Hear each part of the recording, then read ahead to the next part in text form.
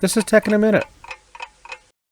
Sometimes the event just doesn't live up to the hype. We may have oversold how exciting this was to her. To import this video, we're going to go to File, and we're going to go to Import, and let's import this as video frames to layers. Now this may take a minute depending upon the speed of your computer, but here we go. We open this up. I can edit it for length here. I can limit it to every other frame.